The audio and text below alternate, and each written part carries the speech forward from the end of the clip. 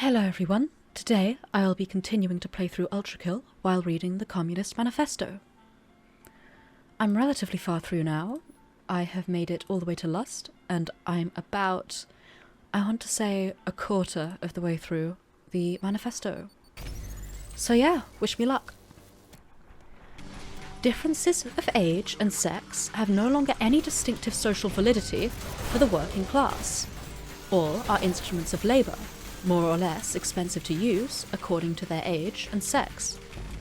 No sooner is the exploitation of the labourer by the manufacturer so far at an end that he receives his wages in cash than he is set upon by the other portions of the bourgeoisie, the landlord, the shopkeeper, the pawnbroker, etc. Reader's note, that is pawnbroker with a W, not with an R. The lower strata of the middle class, the small tradespeople, shopkeepers, and retired tradesmen, generally the handicraftsmen and peasants, all these sink gradually into the proletariat, partly because their diminutive capital does not suffice for the scale on which modern industry is carried on, and is swamped in the competition of the large capitalists, partly because their specialised skill is rendered worthless by new methods of production. Thus, the proletariat is recruited from all corners of the population, and all classes. Come on, please die. Alright.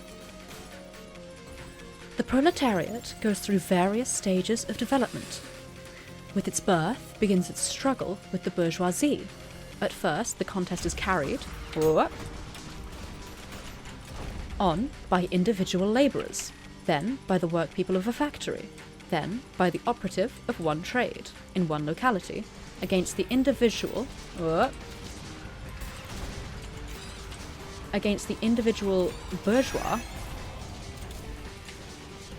who directly exploits them.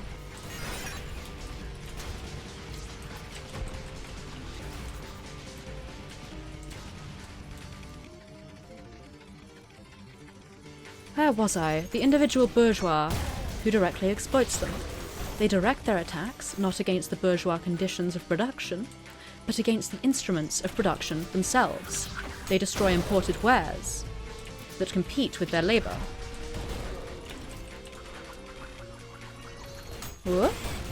They smash to pieces machinery, they set factories ablaze, and they seek to restore, by force if necessary, the vanished status of the workmen of the Middle Ages. At this stage, the labourers still form an incoherent mass scattered over the whole country, and is broken up by their mutual competition. If anywhere they unite to form more compact bodies, this is not yet the consequence of their own active union, but of the union of the bourgeoisie, which class, in order to attain its own political ends, is compelled to set the whole proletariat in motion, and is moreover yet, for a time, able to do so. At this stage, therefore, the proletarians do not fight their enemies, but the enemies of their enemies, the remnants of absolute monarchy, the landowners, the non-industrial bourgeoisie, the petty bourgeois. Thus, the whole historical...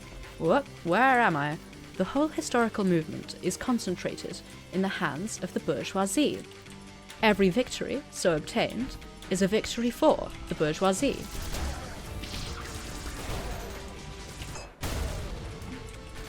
What?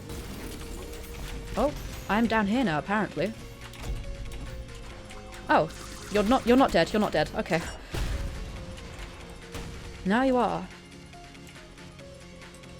But with the development of industry, the proletariat not only increases in number, it becomes concentrated in greater masses. Its strength grows, and it feels that strength more.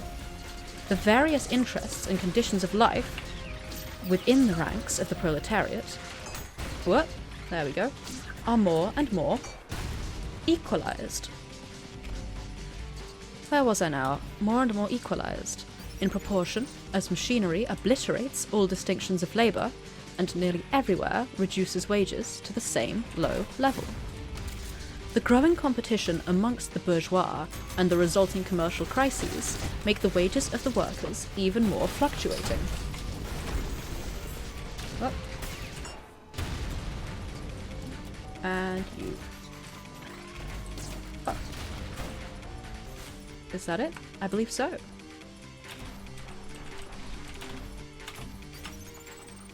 What did I get? What?